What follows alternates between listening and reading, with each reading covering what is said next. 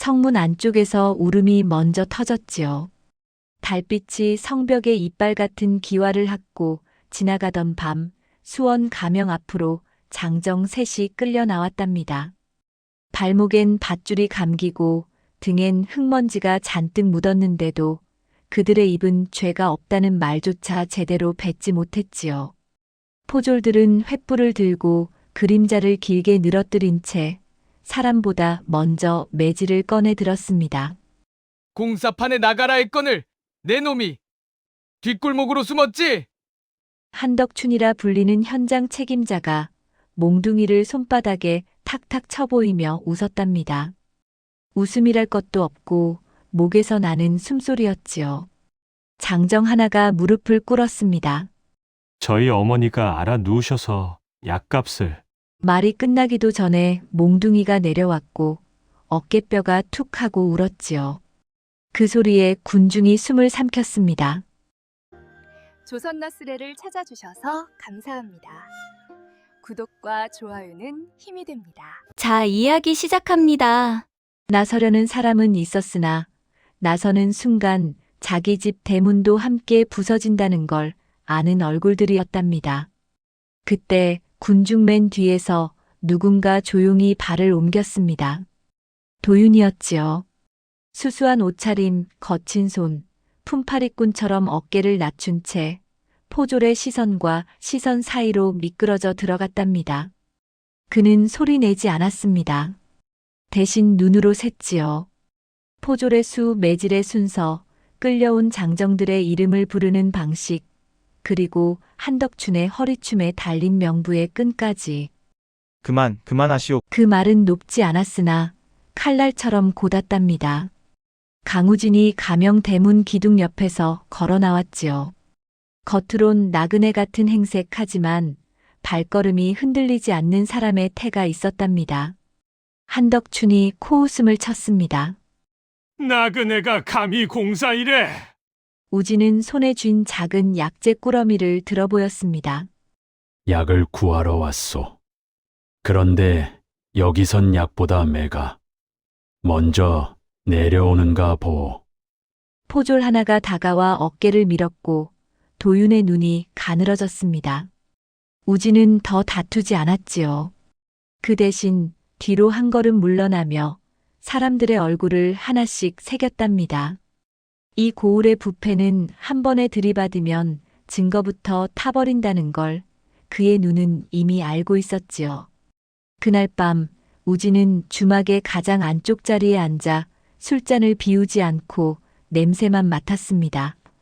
술엔 쌀이 아니라 비명이 섞여 있었지요. 도윤이 조용히 다가와 낮게 보고했답니다. 날이 명부가 두 벌입니다. 끈이 다릅니다. 그 한마디가 바람처럼 방 안을 바꾸었지요. 겉장부와 속장부 한 장은 법을 위한 얼굴이고 다른 한 장은 돈을 위한 배였답니다. 우진은 잔을 내려놓고 창밖으로 가명 쪽 불빛을 보았습니다. 불빛이 고요할수록 안쪽은 더 바빴지요. 다음 날 새벽 시장통은 살아있는 사람들로 가득했으나 눈빛은 다들 죽은 듯 낮았습니다. 우진은 약재상 서련옥을 찾았지요. 그녀는 약초를 다지는 손을 멈추지 않은 채 말만 툭 던졌습니다. 나그네가 약을 찾는 눈이 아니네요. 남의 비밀을 찾는 눈이네요. 우진이 고개를 숙였습니다. 사람이 끌려가도 다들 모른 척합니다. 연옥은 손끝에서 떨어진 약가루를 털며 한쪽으로 시선을 보냈습니다. 가명 아전 유만복이 장부 꾸러미를 품에 안고 시장을 가로지르고 있었지요. 그 뒤로 포졸 하나가 따라붙었고 그들은 사람들 틈에서 사라졌습니다. 저자는 숫자로 사람을 베어 연옥이 말했답니다. 베인 사람들은 어디로 갑니까? 연옥은 대답 대신 뒤뜰에 낡은 뚜껑 하나를 발끝으로 살짝 들어보였습니다. 아래엔 좁은 통로가 있었고 젖은 흙내가 올라왔지요. 사라지는 길은 늘 시장 아래에 있어요. 그날 해가 기울 무렵 가명 안에서는 홍치수라는 실세가 웃음 섞인 목소리로 아전들을 모아 세웠답니다. 이번 공사 흠집 나면 누가 책임지겠나. 그는 절차를 말했으나 눈빛은 목줄을 세는 사냥꾼이었지요.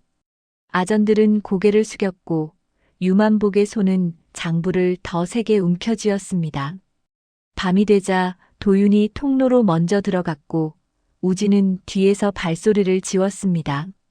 좁은 길 끝에서 종이 냄새가 났지요. 젖은 흙 속에서도 먹은 살아 있었습니다. 그때 어둠 속에서 누군가 낮게 웃었답니다. 어사나리 장부를 찾으러 오셨소? 우진의 손이 천천히 허리춤으로 갔지요. 그 손이 어사패로 향하는지 칼자루로 향하는지 아직은 누구도 알지 못했답니다. 새벽이 밝아오자 수원은 아무 일도 없었던 듯 장터를 열었답니다. 생선 비린내와 같이은 밤 냄새가 골목을 채웠고 사람들은 웃는 입을 달아놓고도 눈동자만은 바닥을 훑었지요.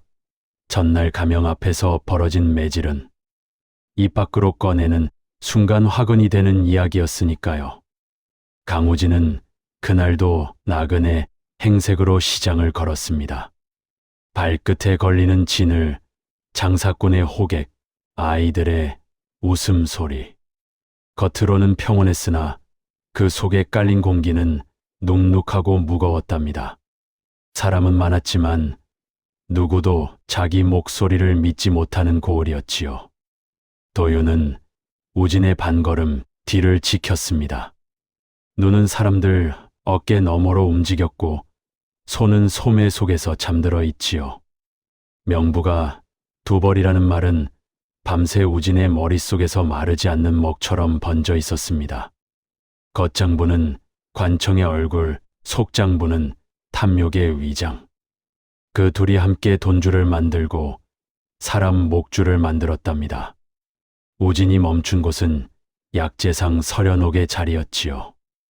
연옥은 어제처럼 약초를 다지고 있었고 절구 소리가 규칙적으로 울렸습니다. 그 소리만큼은 거짓이 없었지요. 나리, 오늘은 무슨 약을 찾으러 오셨습니까? 연옥은 눈을 들지 않고 말했답니다. 말끝이 살짝 꺾였는데 그 꺾임이 경계였지요. 우진은 미소도 내지 않고 상 위에 엽전 몇 잎을 올려놓았습니다. 사람의 입을 여는 약이 필요하오. 연옥이 절구질을 멈추었습니다. 손에 묻은 약가루가 얇게 날리더니 그녀는 그 가루를 털어내며 고개를 들었지요. 그 약은 비쌉니다. 값이 엽전으로만 치러지진 않아요. 그때 도윤이 아주 작게 고개를 까딱했답니다. 우진의 시선이 자연히 옆으로 흐르니 시장통 끝에서 유만복이 나타났지요. 그는 장부 꾸러미를 품에 안고 급히 걸었고 옷깃은 목을 조르듯 꽉 잠겨 있었습니다. 발걸음이 빠른데도 고개는 더 빠르게 돌아갔지요.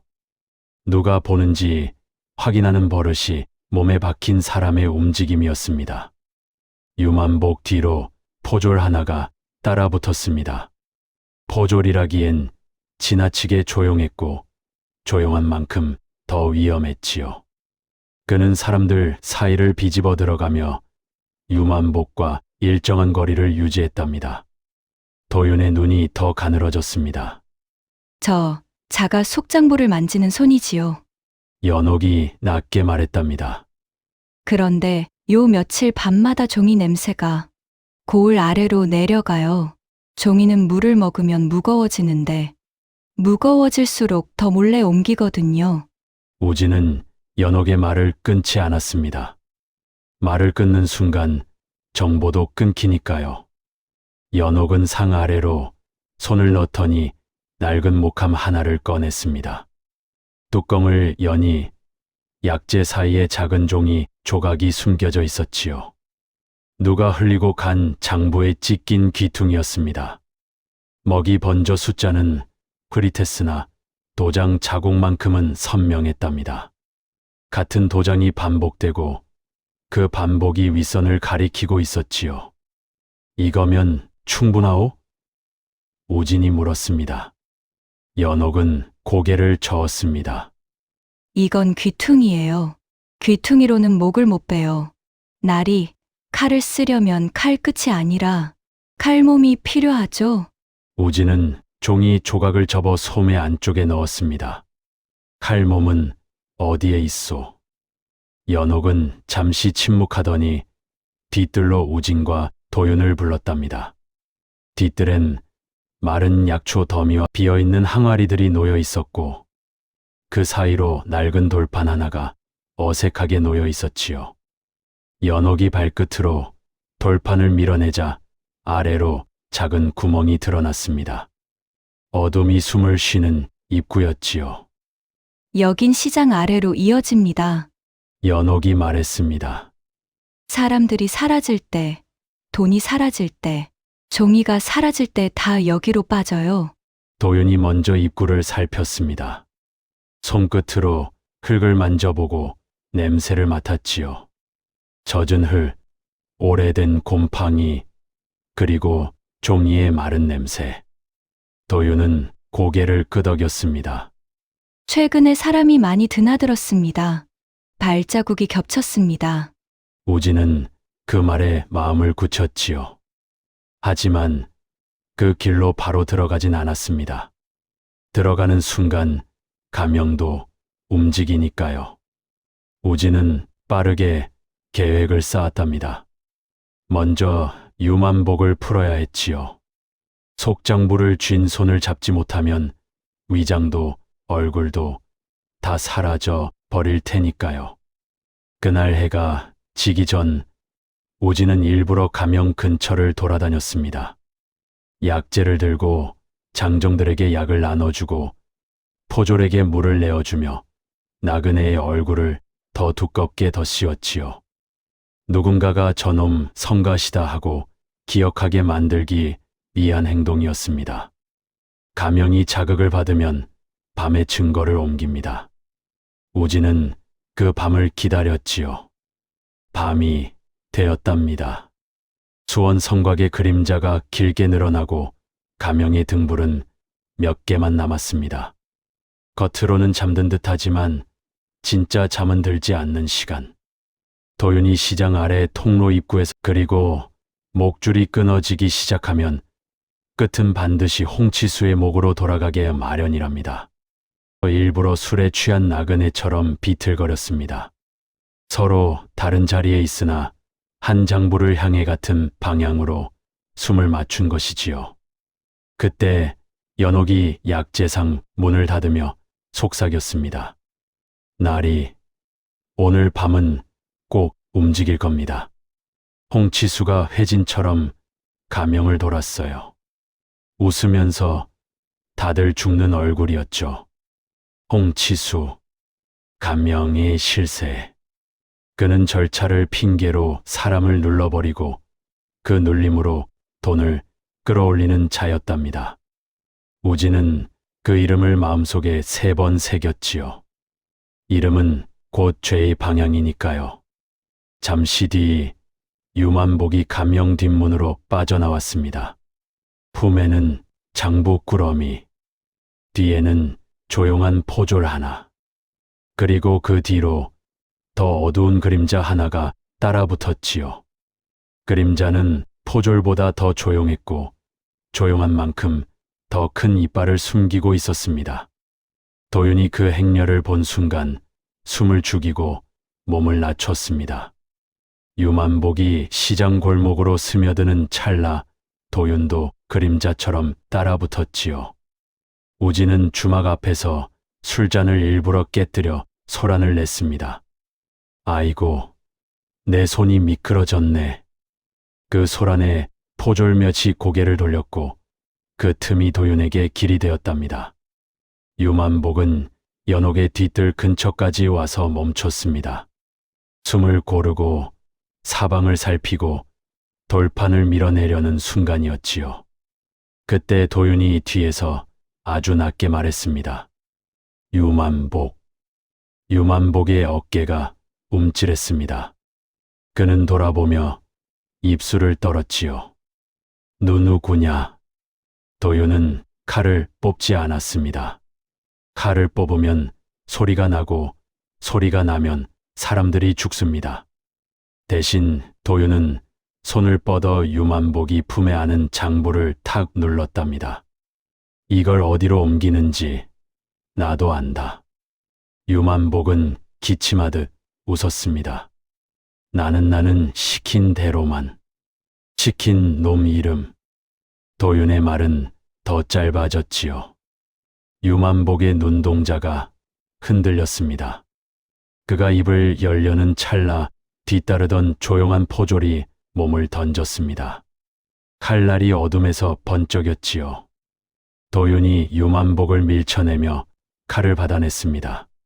새가 새를 긁는 소리가 짧게 울었고 유만복은 그대로 땅에 주저앉았답니다. 그 순간 우진이 골목 끝에서 나타났습니다. 술에 취한 나그네가 아니라 눈빛이 마른 어사였지요. 그만두시오. 우진의 목소리가 골목을 눌렀습니다. 여긴 장부가 아니라 사람 목숨이 오가는 곳이오. 조용한 포졸이 비웃었습니다. 나그네가. 그가 말끝을 내리기도 전에 우진의 손에서 어사패가 살짝 빛을 받았답니다. 완전히 드러내진 않았습니다. 완전히 드러내면 가명이 다 깨어나니까요. 하지만 그 반짝임만으로도 유만복의 얼굴은 하얗게 질렸지요. 나리. 유만복이 입술을 떨었습니다. 저는 살려고. 우진은 가까이 다가가 그의 손에서 장부를 받았습니다. 장부는 생각보다 무거웠지요. 종이가 물을 먹은 게 아니라 죄가 종이에 눌러붙어 있었답니다. 살고 싶으면 우진이 낮게 말했습니다. 내가 묻는 것만 대답하시오. 누구의 도장인가? 유만복은 눈을 감았다 뜨며 겨우 한 이름을 뱉었습니다. 홍홍치수. 그 이름이 떨어지는 순간 멀리 가명 쪽 등불이 하나둘 깨어났답니다. 누군가가 이미 움직이기 시작한 것이지요. 우진은 도윤과 눈을 맞췄습니다. 이제부터는 찾는 일이 아니라 지키는 일이었습니다. 장부를 손에 넣는 순간부터 장부는 곧 불길이 되니까요. 도윤이 입을 열었습니다. 날이 통로로 내려가야 합니다. 연옥이 뒤뜰 문틈에서 낮게 말했지요. 들키면 다 태웁니다. 사람도, 종이도. 우진은 장부를 품에 넣고 유만복을 일으켰습니다. 내 뒤를 따르시오. 살고 싶으면 숨을 줄이시오. 그들이 돌판 아래 통로로 내려가는 순간 골목 위로 발소리가 쏟아져 들어왔답니다. 포졸들이 달려오는 소리, 횃불이 흔들리는 소리, 누군가 잡아라 외치는 소리. 수원의 밤이 비로소 눈을 뜬 것이지요. 그리고 통로 아래 젖은 어둠 속에서 누군가 기다리는 듯 낮게 웃었습니다. 어제 들었던 그 웃음이었지요. 장부를 들고 내려오셨군. 그 말에 우진의 발끝이 잠시 멈추었습니다. 이 고을의 부패는 가명만의 것이 아니었습니다. 시장 아래에도 또 다른 손이 있었던 게지요. 가명의 대청은 넓었지만 그 안의 공기는 숨이 막혔습니다. 햇빛이 들지 못하는 창살, 먼지 낀 서류 더미, 그리고 바닥엔 다른 발자국이 길처럼 얽혀 있었지요. 이곳은 공정한 법의 집이라기보다 권세의 냄새가 배인 시장 같았답니다. 홍치수는 고요한 웃음을 띠고 앉아 있었습니다. 양 옆에는 서리 둘이 엎드려 있었고 그의 손에는 금빛 도장이 반쯤 열린 장부 위에 놓여 있었지요. 장정셋이 죽었다지? 유감이요. 하지만 일이란 게 늘 그런 법이지. 사람을 쓰다 보면 부서지는 것도 있고. 그의 말은 부드러웠지만 끝마다 비수가 숨겨져 있었습니다. 그 앞에는 유만복이 떨리는 손으로 종이를 넘기고 있었습니다. 예, 영감 장부는 정리 중입니다. 속장부는 속장부라. 홍치수가 손가락으로 탁자를 두드렸습니다. 그 이름 함부로 내뱉지 마시오. 입이 남아 있기를 원한다면. 그때 문 바깥에서 누군가 약재상에서 물건을 들여왔습니다 하고 외쳤습니다. 우진이 일부러 보낸 미끼였지요. 가명은 이런 사소한 일에도 냄새를 맡는 곳. 칠세의 눈은 늘 돈 냄새를 쫓았답니다. 홍치수는 손을 들어 올렸습니다. 들여보내라. 문이 열리자 우진이 나그네 차림으로 고개를 숙였지요. 행인입니다. 병약한 관리께 드릴 약재를 부탁받고 왔습니다. 그의 말에 서리 하나가 장부를 덮었지만 홍치수의 눈빛은 가늘어졌습니다. 당신 어디서 왔소? 사람들이 일하는 곳이면 어디든 갑니다. 말이 그럴듯하군. 그런데 낯이 낯설지가 않소. 홍치수의 시선이 우진의 손으로 향했습니다. 오래된 상처 하나, 그리고 그 위에 얇게 번진 먹 자국. 이 자국, 장부 쓰는 자들의 손이 아니오. 흙 묻은 손이지. 우진이 미소를 지었습니다. 사람을 살리는 손이라면 흙쯤은 묻는 법이죠. 홍치수는 잠시 웃더니 손을 내렸습니다. 좋다. 약재를 두고 가시오. 우진이 물러나는 순간 그의 시선은 대청 한쪽 벽에 쌓인 장부 꾸러미로 향했습니다. 봉인, 색이 달랐습니다. 붉은 봉인과 검은 봉인. 두 가지 색의 도장이 서로 맞닿은 채 엉켜 있었지요. 겉장부와 속장부가 같은 방 안에 있다. 그 사실이 눈으로 확인된 것이었습니다. 밖으로 나오는 길, 우진은 도윤과 마주쳤습니다. 도윤이 낮게 보고했습니다. 가명 안쪽 창고는 별도로 잠겼습니다. 열쇠는 홍치수의 곁에서 떨어지지 않습니다. 우진은 짧게 고개를 끄덕였습니다. 열쇠를 빼앗는 게 아니라 문을 열게 만들어야겠지. 그날 밤 가명의 뒷마당에선 불빛 하나가 들썩였습니다. 서리들이 속장부를 옮기고 있었지요. 비밀을 감추려는 손이지만 우진에겐 그 손이 곧 증거였습니다. 도윤이 지붕 위에서 그림자처럼 엎드려 상황을 살폈습니다. 바람이 불어 등불이 흔들릴 때마다 종이 꾸러미의 붉은 끈이 잠시 드러났지요.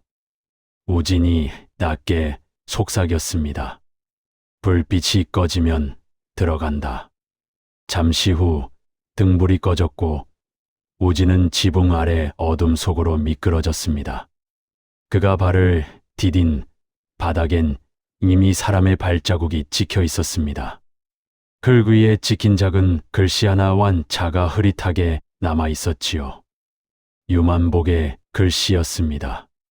창고 안쪽에는 종이 꾸러미들이 빽빽히 쌓여 있었고 먹 냄새가 진동했답니다. 우진은 그 중 하나를 살짝 펼쳤습니다. 공사비 유출, 서리 보수, 유민 징발. 숫자는 많았지만 진짜 기록은 그 아래 있었습니다. 허가자 홍치수, 그 이름이 수십 번 반복되어 있었습니다. 그때 발자국 소리가 났습니다. 우진이 몸을 돌렸지요. 등불 하나가 켜지며 문 앞에 홍치수가 서 있었습니다. 이 밤의 장부를 구경하는 취미라니 색다르군요. 그의 손엔 칼이 아니라 부채가 들려 있었지요. 하지만 그 부채의 살끝마다 먹이 묻어 있었습니다. 장부는 기록이고 기록은 사람의 목숨이요. 날이 깨선 지금 목숨을 뒤적이는 중이요.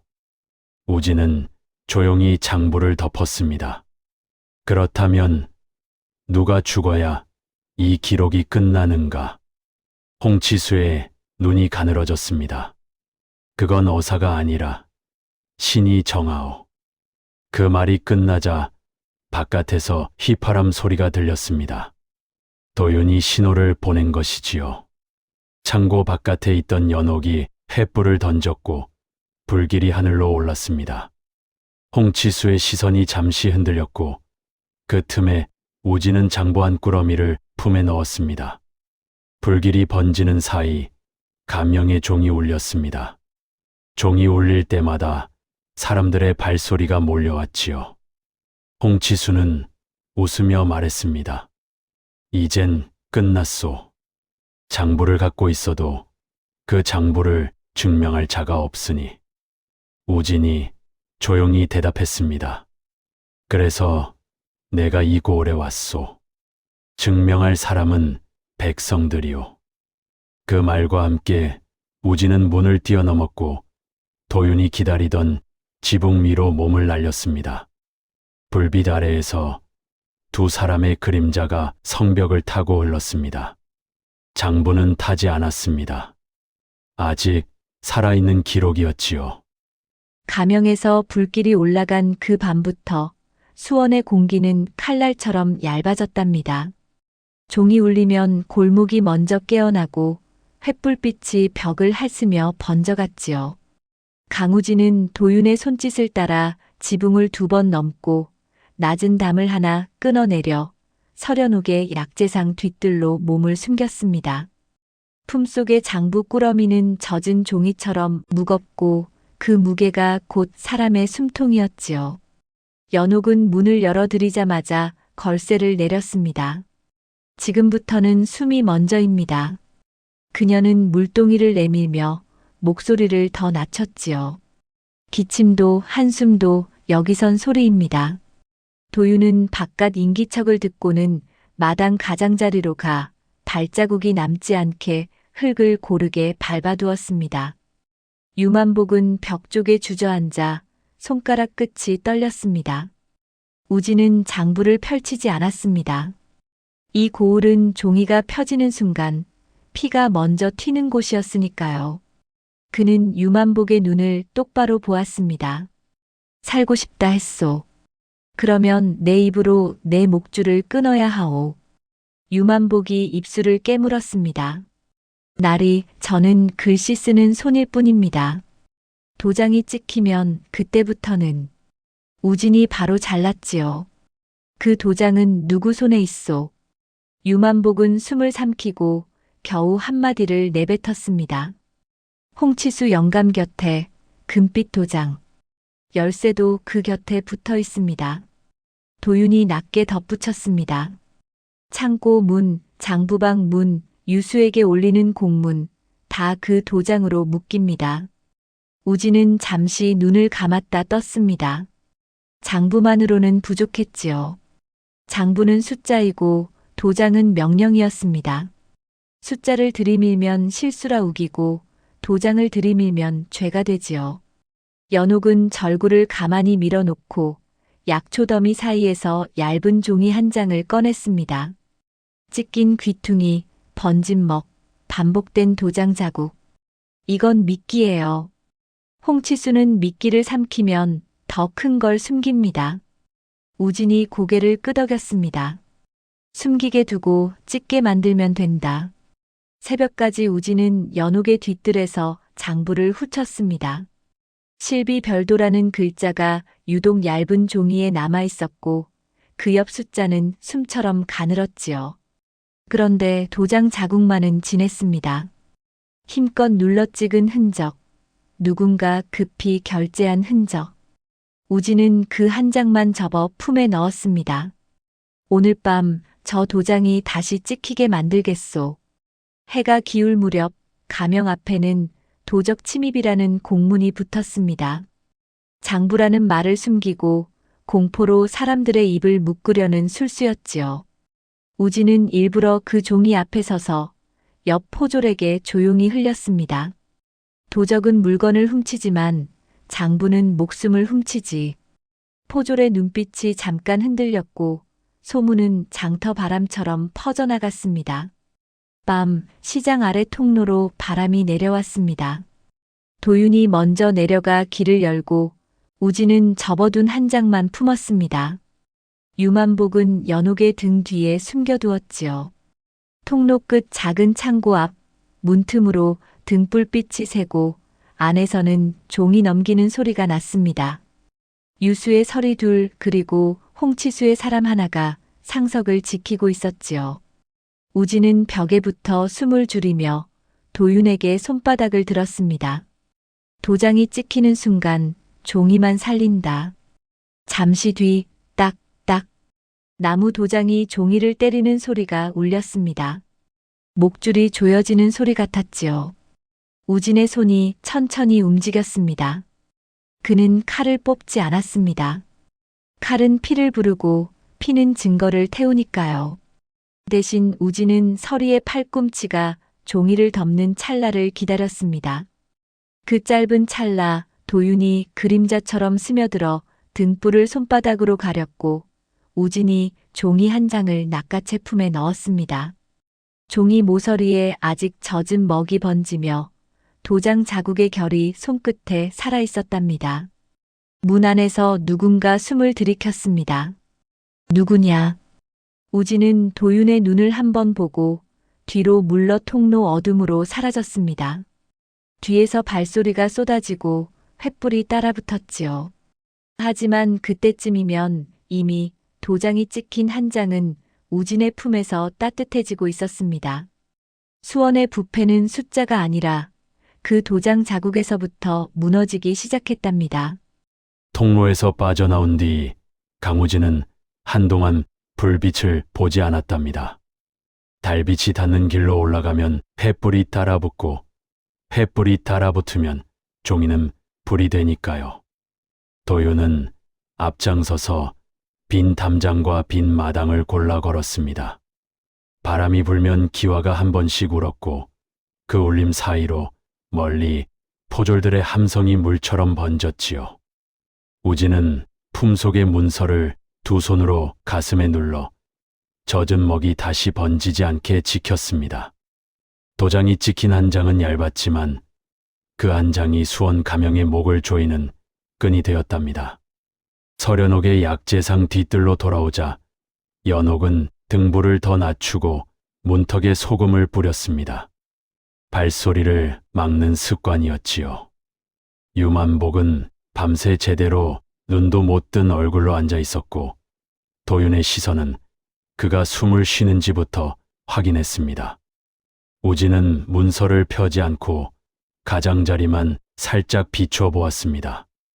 도장 자국의 결이 선명했고 먹이 덜 마른 탓에 손끝에 묵향이 남았지요. 날이 이걸로 끝입니까? 도윤이 낮게 말했답니다. 우진은 고개를 저었습니다. 이걸로 시작이요. 가명은 종이 한 장으로 무너지지 않습니다. 종이는 증명이 아니라 핑계로도 쓰이니까요.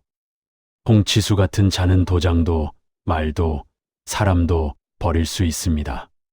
그래서 우진은 문서의 심장을 살려야 했지요.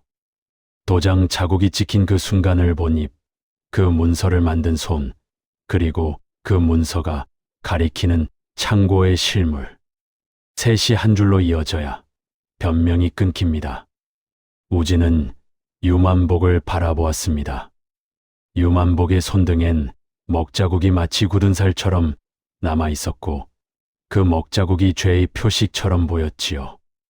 우진은 목소리를 더 낮췄습니다. 내가 살기를 하나 주겠소. 내 손으로 도장을 다시 찍히게 만들라. 유만복이 눈을 크게 떴습니다. 저는 홍치수 영감 곁에 다시는 도윤이 말끝을 자르듯 숨을 고르며 서 있었습니다. 그 침묵이 더 무서웠지요.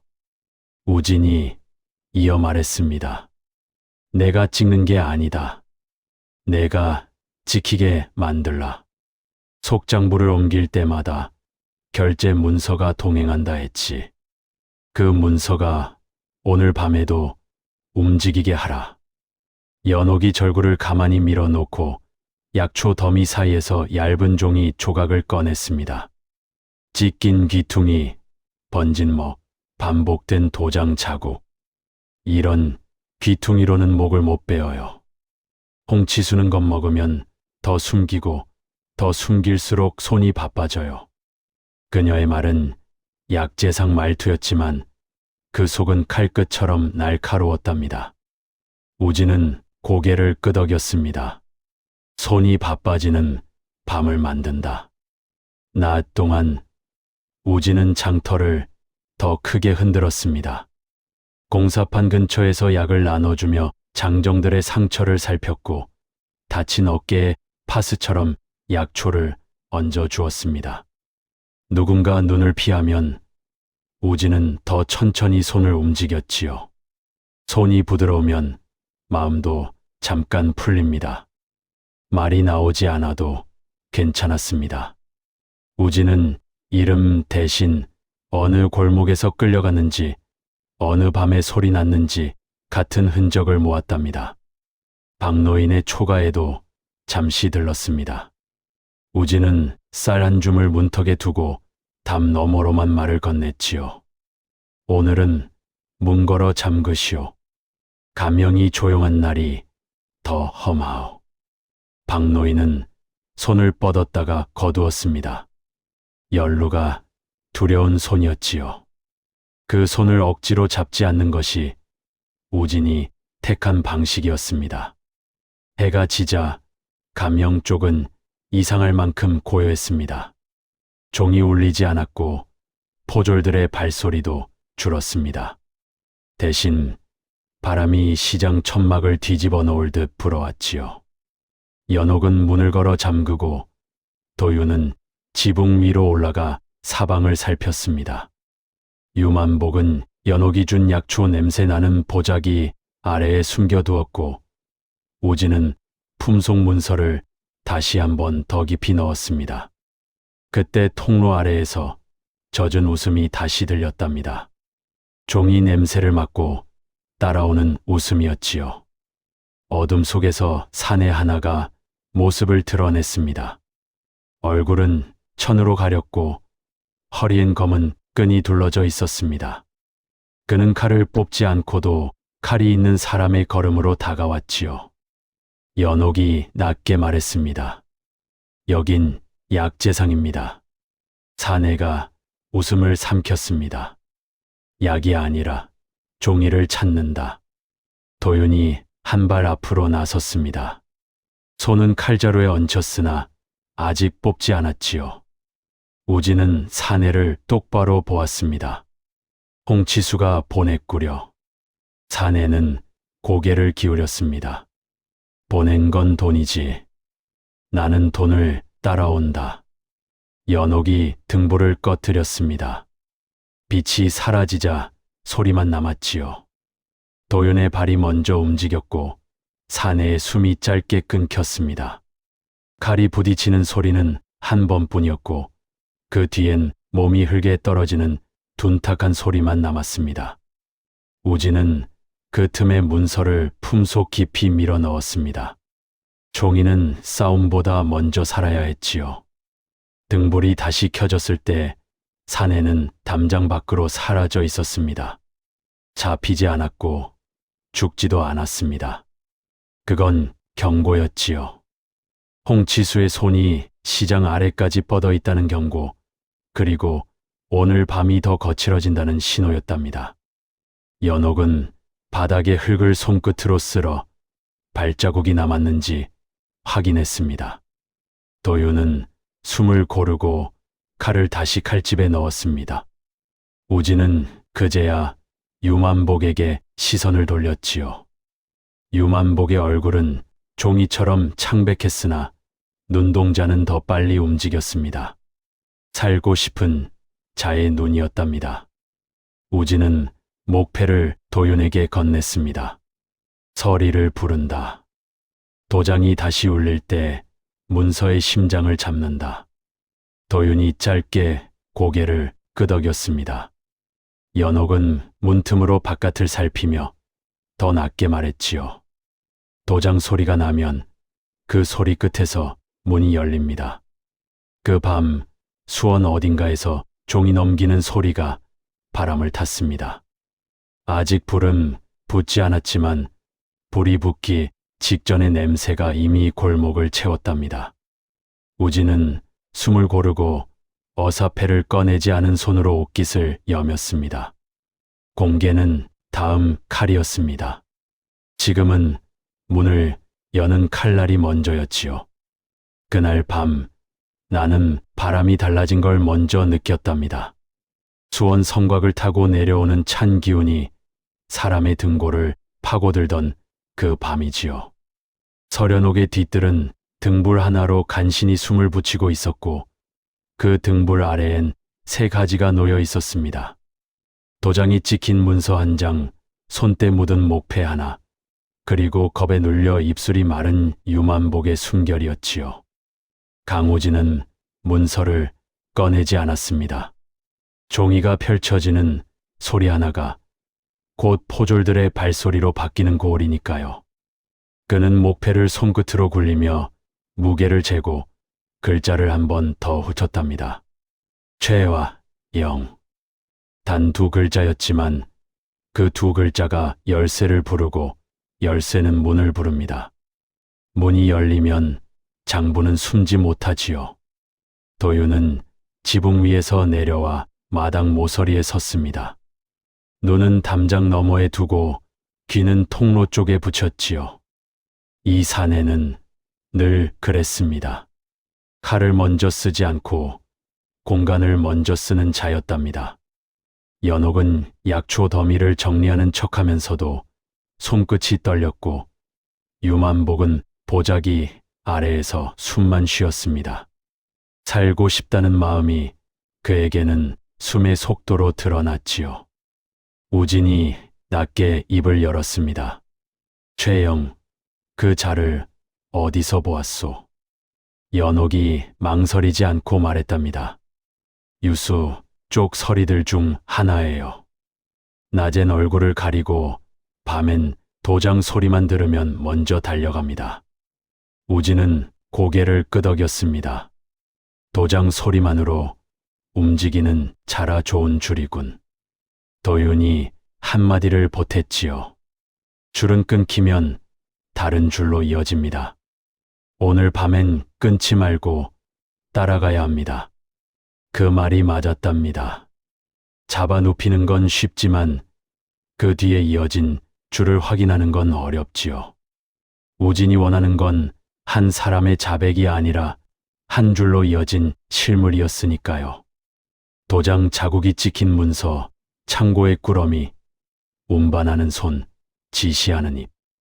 그 줄이 끝까지 이어져야 홍치수는 변명할 곳이 없어집니다. 그래서 우진은 일부러 바람을 일으켰습니다. 그는 낮에 장터를 한 번 더 훑었고 공사판에서 약을 나눠주며 감명이 도적을 잡는다더라는 말이 퍼지게 했지요. 소문을 바람처럼 띄우는 건 누군가를 움직이게 하는 가장 싸고 빠른 방법이랍니다. 홍치수는 겁을 먹으면 숨기고 숨길수록 손이 바빠진다 했지요. 바로 그 손의 바쁨을 우진이 필요로 했습니다. 해가 완전히 넘어가자 수원은 조용해졌습니다. 그러나 그 조용함은 잠이 아니라 이를 악문 조용함이었지요.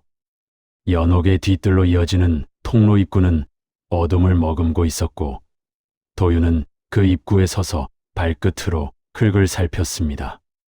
새로운 흔적이 있었습니다. 바닥에 묻은 젖은 발자국, 그리고 종이 끈이 살짝 스친 듯한 선. 누군가가 방금 다녀간 길이었지요. 우진이 눈빛으로 신호를 주었고 세 사람은 숨을 줄여 통로로 내려갔습니다. 나는 그때 이 통로가 단순한 지하길이 아니라 수원의 속살이라는 걸 깨달았답니다. 위에서는 법이 말로 움직이고 아래에서는 돈이 발로 움직이니까요. 통로 끝 작은 창고 문 앞에는 희미한 등불빛이 새어 나왔습니다. 우진은 벽에 몸을 붙이고 숨을 멈췄지요. 안쪽에선 종이를 넘기는 소리, 붓끝이 종이를 긁는 소리, 그리고 가끔 들리는 짧은 기침. 그 기침은 익숙한 기침이었습니다. 낮에 가명 앞에서 본 유수서리들의 기침과 비슷했지요. 잠시 후 문이 살짝 열리더니 사내 하나가 나왔습니다. 얼굴을 반쯤 가린 채 옷자락을 끌지 않으려 무릎을 조금 구부리고 걸었답니다.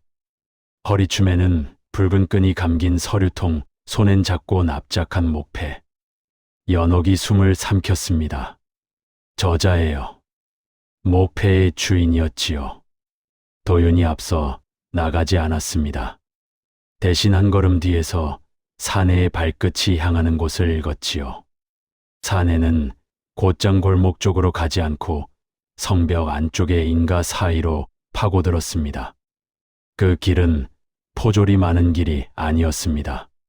포졸이 없는 길이 더 위험한 길이지요. 그 길엔 가명의 눈이 아니라 홍치수의 손이 있으니까요. 우진은 사내를 놓치지 않기 위해 일부러 거리를 두었습니다.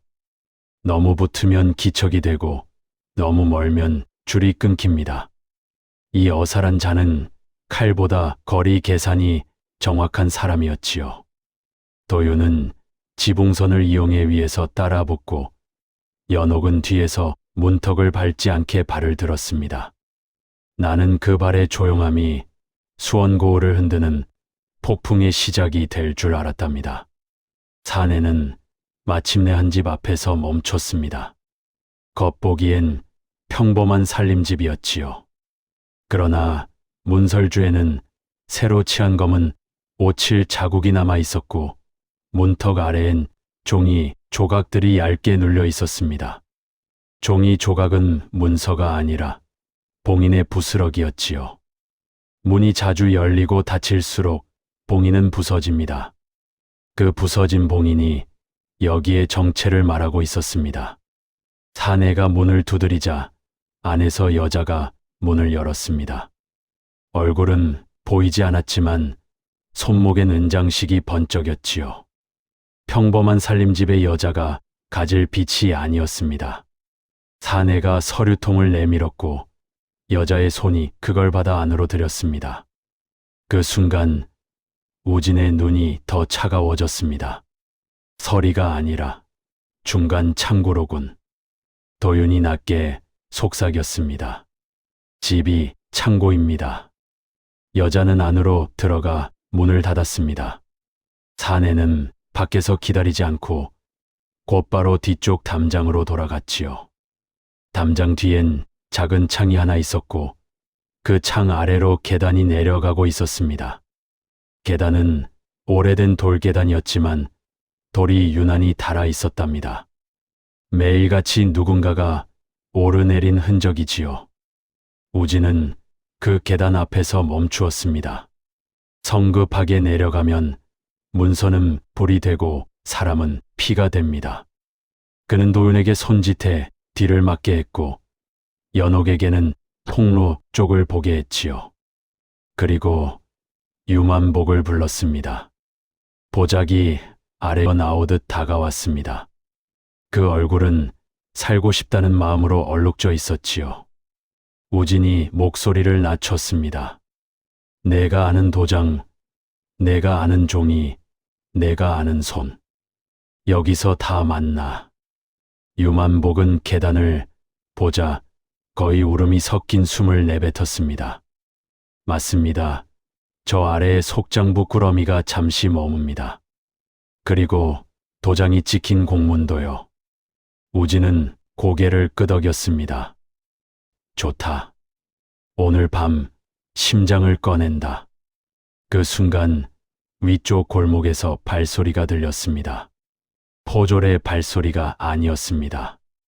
포졸은 구령이 섞이지만 이 발소리는 구령 없이 한 방향으로만 몰렸지요. 누군가가 사내의 이동을 감시하고 있었고 그 감시는 우진이 아니라 우진을 잡으려는 감시였답니다. 도윤이 몸을 낮추었습니다. 칼은 아직 뽑지 않았지만 칼이 이미 공기를 밀어냈지요. 연옥은 등불을 꺼뜨릴 준비로 손을 뻗었고 유만복은 숨을 멈추었습니다. 우진은 문서를 품속에서 더 깊이 눌렀습니다. 그 문서가 살아있어야 오늘 밤의 모든 움직임이 의미가 있으니까요. 우진은 계단 아래로 한 발 내려섰습니다. 그 아래로 젖은 공기가 훅 끼쳤고 종이 냄새가 진하게 올라왔답니다. 나는 그 냄새를 맡는 순간 알았습니다. 이 아래에는 숫자만 있는 장부가 아니라 사람을 묶는 목줄이 쌓여 있다는 걸 말이지요. 그리고 그 목줄의 끝은 반드시 홍치수의 손가락으로 이어져 있을 터였습니다. 돌계단 아래로 첫 발을 내딛는 순간 젖은 공기가 목을 감쌌답니다. 수원의 밤은 위에서는 차가웠으나 아래로 내려갈수록 눅눅해졌지요. 숨을 들이키면 종이 냄새가 먼저 올라왔습니다. 돈 냄새가 아니라 기록이 썩는 냄새였답니다. 강우진은 허리를 낮추고 벽을 짚으며 한 계단씩 내려갔고 도윤은 뒤에서 발소리를 지웠습니다. 서련옥은 등불을 켜지 않은 채 손끝으로 벽의 거칠기를 읽었고 유만복은 마지막에 붙어 숨을 삼켰지요. 등 뒤에서 물소리 같은 기척이 따라오는 듯 했답니다. 계단 끝은 좁은 방으로 이어져 있었습니다. 천장은 낮고 바닥은 흙 위에 얇은 판자를 얹어둔 모양새였지요. 그 위로 종이, 꾸러미가 층층이 쌓여 있었습니다. 붉은 끈, 검은 끈, 끈 없는 묶음. 끈이 없다는 건 급히 숨겼다는 뜻이었지요. 습기에 젖은 종이는 모서리가 말려 올라가 있었고 누군가 급히 눌러 담아둔 손자국이 군데군데 남아 있었습니다. 도윤이 방 모서리를 굴쳤습니다. 문 하나, 작은 창 하나, 창 밑으로 이어지는 구멍 하나. 그 구멍에서 올라오는 바람은 밖의 바람이 아니었습니다. 더 깊은 곳에서 올라오는 바람이었지요. 우진은 그 바람을 맡으며 생각했습니다. 이 밑에도 길이 있다. 숨길 물건이 더 있다는 뜻이다. 연옥이 꾸러미 옆 항아리를 만져보았습니다. 표면엔 말라붙은 밀랍 자국이 남아 있었고 그 밀랍엔 도장 무늬가 찍혀 있었습니다. 우진은 품속에서 도장 찍힌 공문을 꺼내 그 무늬 옆에 살짝 맞대어 보았지요. 결이 맞아 떨어졌습니다. 종이와 밀랍이 같은 손에서 나왔다는 뜻이었답니다. 우진이 낮게 말했습니다. 여긴 창고가 아니라 숨통이요. 그때 위쪽에서 삐걱 소리가 났습니다. 한 번이면 실수지만 두 번이면 사람이었지요. 모두 숨을 죽였습니다. 유만복은 손으로 입을 막았고 우진은 공문을 다시 품었습니다. 도윤은 바닥을 손바닥으로 눌러 판자 한 장을 살짝 들썩이게 했습니다. 숨겨진 덮개였고 아래엔 좁은 통로가 있었습니다. 통로 안쪽으로는 흙먼지 대신 찬 바람이 길게 흘러 빠져나갈 구멍이 어딘가에 있다는 걸 알려주었지요.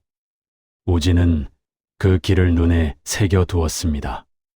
빠져나갈 길은 칼보다 중요하니까요. 문이 열리며 등불빛이 한 줄기 내려왔습니다. 들어온 자는 목패의 주인 최영이었습니다. 그는 서류통을 품고 방 안을 한번 훑더니 곧장 항아리로 갔지요. 뒤이어 은장식이 번쩍이는 부인이 내려왔습니다. 부인은 말없이 서류통을 받아 안으로 옮기고 최영은 밀랍을 긁어 작은 종이 쪽지를 꺼냈습니다. 쪽지에는 짧은 지시가 적혀 있었고 글씨 끝이 유난히 눌려 있었습니다. 급하다는 뜻이지요. 최영이 중얼거렸습니다. 가명으로 다시 올린다. 오늘 안에. 부인이 낮게 받았습니다. 늦으면 목이 날아가요. 우진은 지금이 잡는 때가 아니라 묶는 때임을 알았습니다. 최영의 손이 무엇을 꺼내고 어디에 올리고 어떤 봉인을 다시 붙이는지 그 과정이 그대로 증거가 되지요. 최영은 붉은 끈 묶음을 하나 풀었습니다. 안에는 장부가 아니라 숫자만 적힌 요약 종이들이 있었고 도장 자국은 진했습니다. 그는 그중 한 장에 날짜를 새로 적고 작은 도장을 딱 찍었습니다. 홍치수의 금빛 도장이 아니라 유수 결제에 쓰는 도장이었지요. 우진의 눈이 차갑게 가늘어졌습니다. 도장 둘이 한 줄에 묶였다는 뜻이었답니다. 부인은 검은 끈 묶음을 항아리 옆으로 밀어두었습니다. 묶음 속 종이에는 사람 이름이 비치고 그 옆에 징발 두 글자가 연하게 찍혀 있었습니다. 유만복의 숨이 얕아졌지요. 우진은 도윤의 어깨를 아주 가볍게 건드렸습니다. 이제는 한 장이 아니라 한 묶음을 가져가야 했습니다. 한 묶음이 사라지면 저들이 먼저 불안을 드러낼 터였지요. 도윤은 발끝으로 흙을 살짝 밀어 판자를 미세하게 움직였습니다. 등불빛이 흔들렸고 최영이 고개를 돌렸습니다. 그 찰나 연옥이 약초 가루를 손끝으로 흩뿌렸지요. 공기가 탁해지며 빛이 부옇게 번졌습니다. 최영이 눈을 크게 뜨는 순간 도윤은 그림자처럼 붉은 끈 묶음 하나를 덮개 아래로 밀어 넣었습니다. 우진은 벽돌 하나를 살짝 굴려 딱 소리를 만들었고 최영의 발이 그쪽으로 옮겨갔지요. 최영이 바닥을 훑어보며 말했다. 쥐가 많군. 부인이 짜증 섞인 숨을 내뱉었습니다.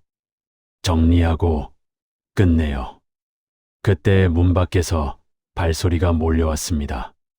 구령이 없는 한 방향으로만 몰리는 발소리였지요. 홍치수의 손이 움직이고 있었습니다. 최영은 등불을 높여 주변을 훑었고 부인은 계단 쪽으로 몸을 돌렸습니다. 우진은 도윤에게 손짓했습니다. 지금 네 사람은 덮개 아래 통로로 미끄러져 들어갔습니다. 통로는 낮아 허리를 꺾어야 했고 벽은 젖어 손바닥이 미끄러졌지요. 클기 옷자락을 더럽혔지만 종이는 타지 않았습니다. 뒤에서 여기다 하는 외침이 터지고 등불빛이 입구를 핥았습니다. 우진은 품속의 붉은 끈 묶음을 단단히 눌렀습니다. 오늘 밤 수원은 장부를 잃은 게 아니라 목줄의 한 가닥을 잃었습니다. 목줄이 끊어지기 시작하면 끝은 반드시 홍치수의 목으로 돌아가게 마련이랍니다. 덮개 아래 통로는 낮고 길었답니다. 네 사람이 허리를 꺾은 채 미끄러져 들어가자 젖은 흙이 옷자락을 잡아당겼지요.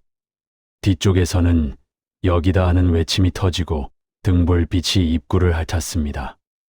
그러나 통로는 사람 하나가 겨우 지나갈 폭이라 포졸의 숫자는 힘을 쓰지 못했답니다. 도윤은 앞서가며 손바닥으로 벽을 더듬어 방향을 잡았고 강우진은 품속의 붉은 끈 묶음을 두 팔로 감싸 안고 숨을 줄였습니다. 서련옥은 입술을 깨문 채 등불 없이도 길을 읽었지요. 유만복은 기침을 삼키느라 목이 꺾일 듯했습니다. 통로 끝은 마른 바람이 나오는 틈으로 이어졌습니다. 도윤이 먼저 몸을 밀어 넣어 밖을 확인하더니 손가락 두 마디로 안전을 알렸지요. 네 사람은 차례로 빠져나와 성벽 안쪽에 버려진 장독대 뒤에 몸을 숨겼습니다. 밤 공기는 차가웠고 젖은 옷에서는 흙냄새가 올라왔답니다. 우진은 숨을 고른 뒤에야 끈 묶음을 바닥에 놓았습니다. 묶음이 바닥을 치는 소리가 너무 크게 들려 모두가 한 번씩 어깨를 움찔했지요.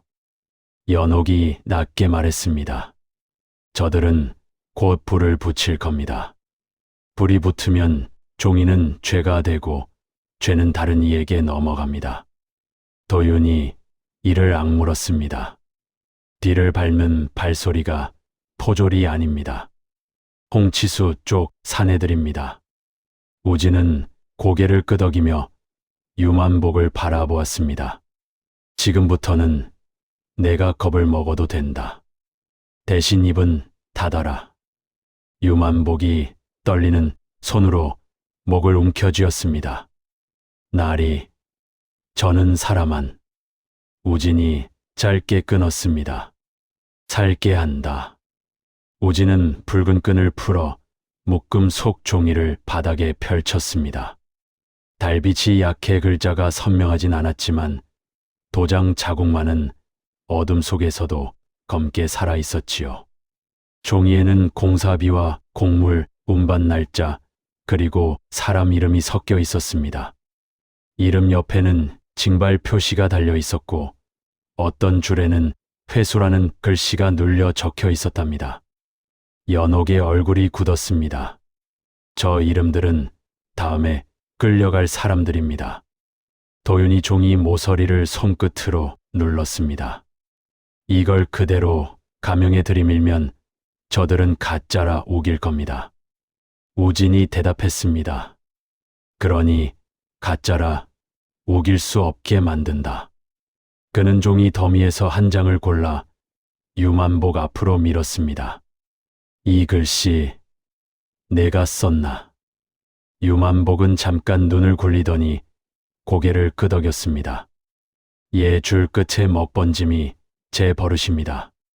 우진은 그 말만으로 충분했지요. 서리의 손과 서기의 손을 같은 줄에 묶을 수 있으니까요. 연옥이 주변을 살폈습니다. 골목 끝에서 개가 짖었고 멀리서 쇠붙이 부딪히는 소리가 났습니다. 누군가 분풀이로 창고 문을 걷어차는 소리였겠지요. 우진은 종이를 다시 접어 품속에 넣지 않고 절반만 나누어 도윤에게 건넸습니다. 한 묶음이 둘로 나뉘면 한쪽이 타도 한쪽이 산다. 도윤이 묵묵히 품에 넣었습니다. 어디로 숨깁니까? 우진은 성벽 너머를 보지 않고 연옥의 약재상 쪽을 보았습니다. 약재상은 이미 표적이다. 오늘 밤부터는 제3의 손이 필요하다.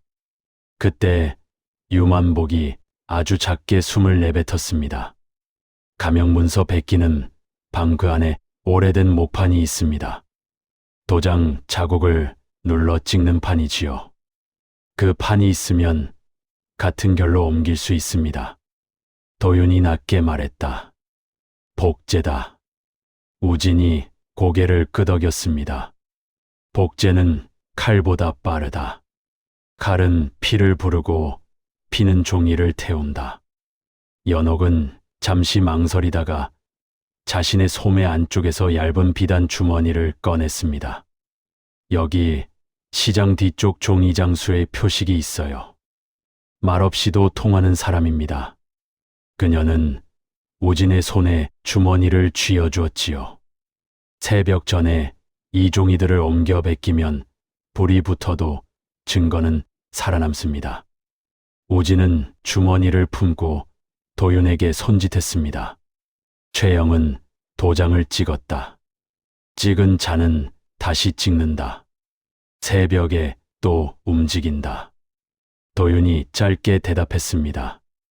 뒤를 밟습니다.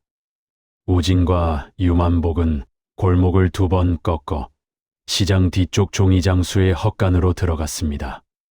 헛간 안에는 당나무 껍질을 삶은 냄새가 남아 있었고 널어 말린 한지가 벽처럼 쌓여 있었지요. 종이장수는 얼굴을 드러내지 않았습니다. 다만 연옥의 표식이 달린 비단 주머니를 보고 말없이 작은 목판 하나를 꺼내 탁상에 올려놓았습니다. 목판 위에는 낡은 도장 결이 패여 있었고 그 결이 바로 같은 손의 증거가 되었답니다. 우진은 묶음에서 가장 치명적인 장 한 장을 골라 종이장수의 불빛 아래에 눌러두었습니다. 유만복의 손이 떨렸지만 그는 끝내 붓을 들었지요. 먹을 가라 한 줄 또 한 줄 숫자와 이름을 베껴 나갈 때마다 유만복의 숨이 조금씩 길어졌습니다. 살기 위해 베끼는 글씨는 죄를 덮는 글씨와 달리 똑바로 섰답니다. 종이 장수가 낮게 말했습니다. 이 종이는 불에 그을려도 글이 남습니다. 우진이 고개를 끄덕였습니다. 그을림으로도 남게 하라. 새벽이 오기 전 두 벌의 사본이 만들어졌습니다. 우진은 한 벌을 품고 다른 한 벌은 종이 장수의 장동 밑에 숨기게 했지요. 만일 우진의 품이 비어도 증거는 땅에 남습니다. 그리고 그 남은 증거가 내일 감영 대청을 뒤흔들 칼날이 될 터였답니다. 사본이 숨겨지고 나서야 각자의 길이 다시 갈렸습니다. 도윤은 새벽길 지붕선을 타고 최영의 동선을 쫓았고, 연옥은 약재상으로 돌아가지 않고 다른 골목의 불빛을 지켰지요. 우진은 품속의 사본을 눌러안고 유만복을 그림자처럼 거느린 채 감영 쪽 바람을 바라보았습니다. 나는 그때 알았답니다. 목줄은 한 가닥만 끊어도 나머지가 스스로 팽팽해진다는 것을 말이지요. 팽팽해진 줄은 곧 끊어질 자리를 드러내고 그 자리가 바로 홍치수의 목으로 향하는 길이 될 터였답니다. 새벽은 늘 사람을 배신합니다. 밤의 어둠이 끝나기도 전에 살얼음 같은 빛이 먼저 스며들지요. 수원 가명은 그 빛을 가장 먼저 받아 가장 먼저 굳어지는 곳이었습니다. 강우진은 종이장수 헛간을 나서며 품속의 사본을 눌러 안았습니다. 등짐처럼 무거운 건 종이가 아니라 종이가 불러올 파문이었지요. 유만복은 우진의 뒤를 그림자처럼 따랐고 서련옥은 다른 골목에서 움직임을 감시하듯 발을 멈추지 않았습니다. 도윤은 지붕선을 타고 이미 최영의 동선을 쫓고 있었지요. 가면 가까이 다가갈수록 길모퉁이마다 낯선 사내들이 서 있었습니다.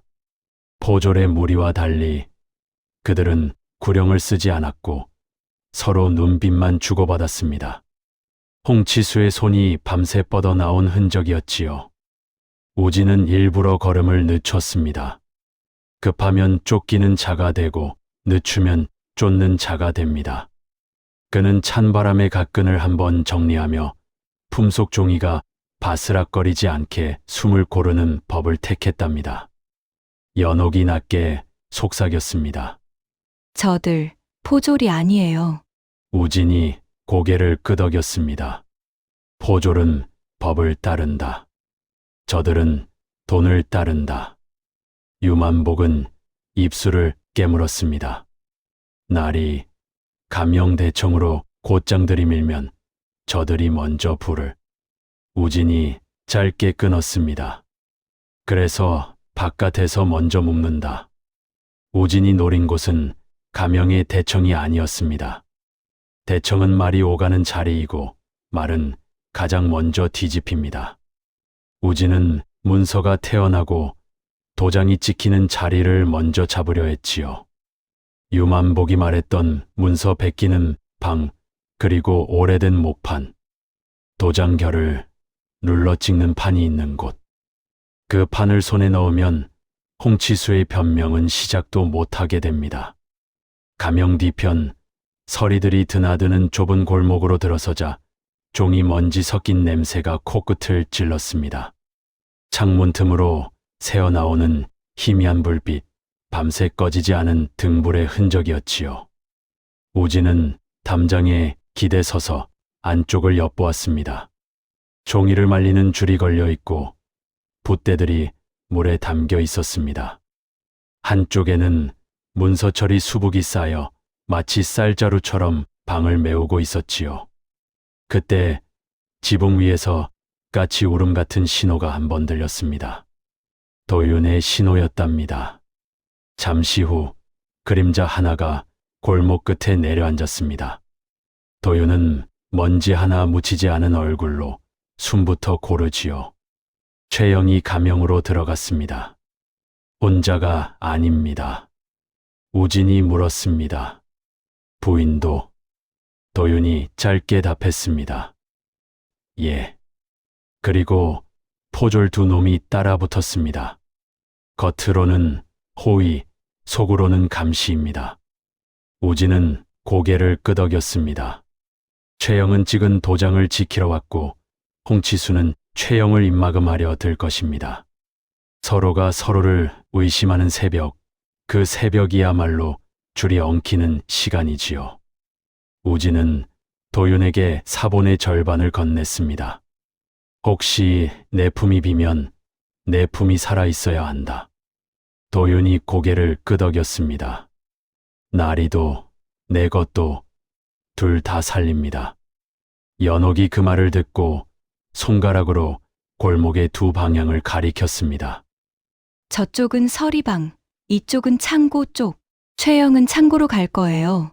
도장 찍은 뒤엔 늘 물건을 확인합니다. 그 판단은 맞아떨어졌습니다. 잠시 후 서리방 쪽 문이 열리고 최영이 모습을 드러냈지요. 새벽빛을 받은 얼굴은 밤보다 더 창백했고 눈 밑이 검게 꺼져 있었습니다. 그는 서류통을 품고 빠르지도 느리지도 않은 걸음으로 창고 쪽으로 향했습니다. 그 뒤로 포졸들이 일정한 간격을 두고 따라붙었습니다. 호의 같았지만 칼집의 각도가 지키는 각도가 아니었지요. 막는 각도였습니다. 도윤은 지붕 위에서 최영의 걸음을 맞추어 따라갔습니다. 우진은 연옥과 유만복을 데리고 서리방 쪽으로 더 가까이 붙었지요. 문서 백기는 방을 열어젖히는 순간 모든 것이 결정될 터였습니다. 우진은 유만복의 손목을 잡아 흔들림을 멈추게 했습니다. 손이 떨리면 열쇠도 떨립니다. 열쇠가 떨리면 문은 더 큰 소리를 냅니다. 유만복이 낮게 말했습니다. 나리, 저 안에 목판이 있습니다. 하지만 지키는 서리가 하나 있어요. 낮에도 깨어 있습니다. 우진이 답했습니다. 깨어있는 자는 잠든 죄를 본다. 연옥이 짧게 보탰습니다. 그 서리, 돈을 받았어요. 손톱이 늘 깨끗합니다. 우진은 고개를 끄덕였습니다. 더러운 일은 깨끗한 손으로 하지요. 문이 열리기 직전 우진은 연옥에게 작은 종이 한 장을 내밀었습니다. 이걸 창문 틈으로 흘려 넣어라. 연옥이 묻지 않고 움직였습니다. 종이는 아주 얇았고 먹으로 찍힌 작은 표식이 있었습니다. 종이 장수의 표식과 같은 결이었지요.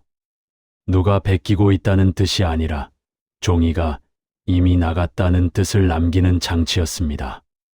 누군가 이 방을 뒤지면 그 순간부터 서로가 서로를 의심하게 되겠지요. 연옥이 종이를 넣자 안쪽에서 작은 소란이 났습니다. 이게 뭐야? 하는 목소리, 그리고 종이를 집어드는 소리. 우진은 그 틈을 놓치지 않았습니다. 문고리를 잡고 천천히 돌렸지요. 삐걱하고 문이 열렸고 종이 냄새가 한 번에 쏟아져 나왔습니다. 방 안에는 서리 하나가 앉아 있었습니다. 손톱이 정말로 깨끗했고 붓을 잡은 손목엔 비단끈이 감겨 있었습니다. 그는 우진을 보자 먼저 웃음부터 만들려 했지요. 여긴 우진이 웃음을 허락하지 않았습니다. 서리, 최영을 아는가? 서리의 눈이 흔들렸습니다. 우진이 말을 자르며 사본 한 장을 펼쳤습니다. 도장 자국이 새벽 빛에 검게 살아났지요. 이 도장 결을 아는가? 서리는 대답을 고르지 못했고 그 침묵이 곧 대답이 되었답니다. 유만복이 한 발 앞으로 나섰습니다. 나리, 저 목판은 저쪽 창 아래에. 우진이 손을 들어 입을 막듯 멈추게 했지요. 말은 천천히, 손은 빠르게. 연옥이 방 한쪽으로 다가가 장부 더미를 들어 올렸습니다. 무거운 장부 아래 낡은 목판이 숨어 있었습니다. 목판에는 도장 결이 깊게 패여 있었고 결 가장자리는 달아 반들반들했지요. 많이 눌러 찍었다는 뜻입니다.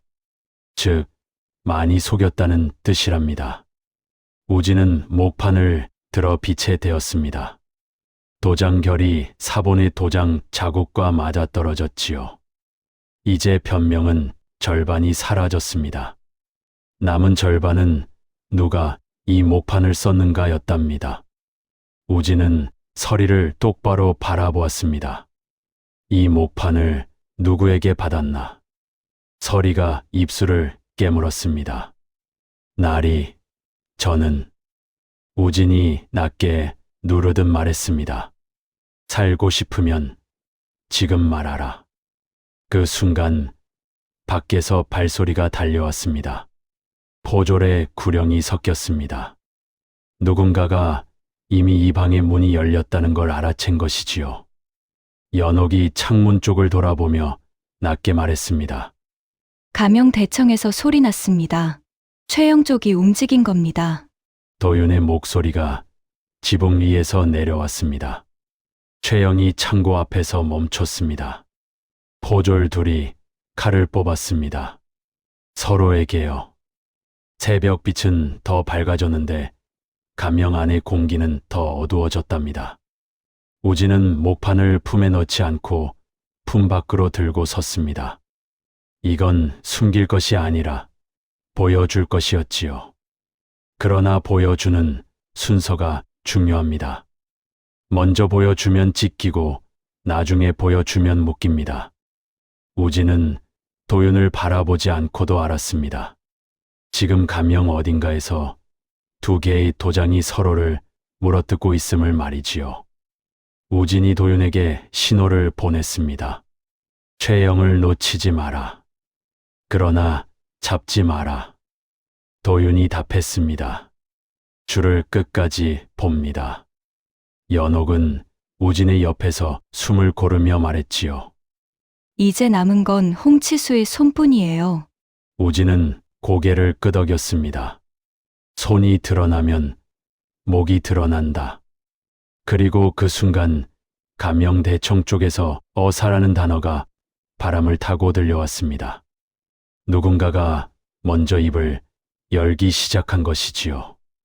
새벽의 배신은 이제 홍치수에게로 향하고 있었답니다. 감영대청 쪽에서 어사라는 말이 바람을 타고 퍼졌을 때 새벽의 공기가 확 달라졌답니다. 소문이란 불보다 빠르고 불보다 오래 남지요. 포졸들의 구령이 한층 거칠어졌고 복도 끝에서 쇠붙이 부딪히는 소리가 몇 번이나 튀었습니다. 강우진은 목판을 품 안에 숨기지 않았습니다. 숨기는 순간 그것은 불법이 되지만 드러내는 순간 증거가 되니까요. 그는 목판을 두 손으로 들고 서련옥과 유만복을 한 걸음 뒤에 세웠습니다. 도윤은 여전히 지붕선 위에서 움직임을 읽고 있었지요. 감영 안쪽은 이미 서로를 의심하고 있었습니다. 서리들은 종이를 감추며 눈을 굴렸고 포졸들은 칼집을 쥔 손을 자주 바꾸었습니다. 누구를 지키는지 모르는 손놀림이었지요. 우진은 그 혼란을 두려워하지 않았습니다. 혼란은 증거가 통하는 틈이 되니까요. 다만 그 틈은 짧습니다.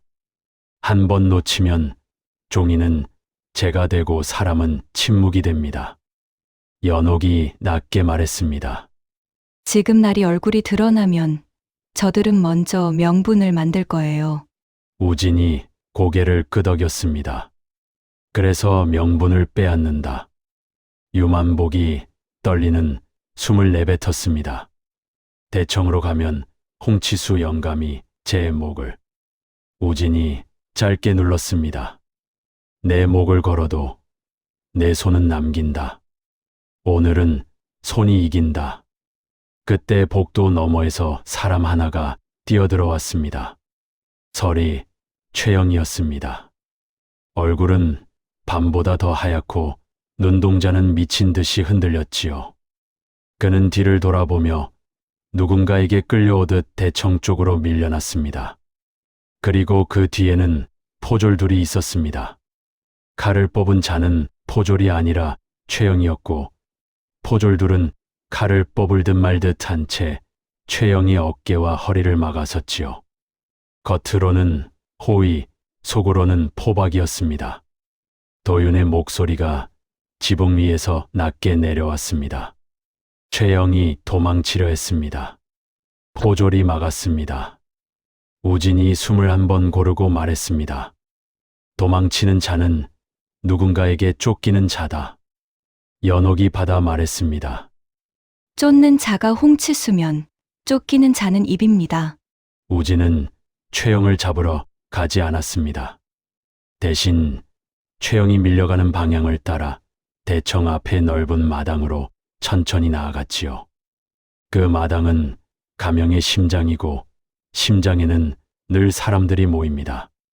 새벽부터 문지기와 서리와 포졸이 모였고 그 사이사이에 홍치수의 사내들도 섞여 있었습니다.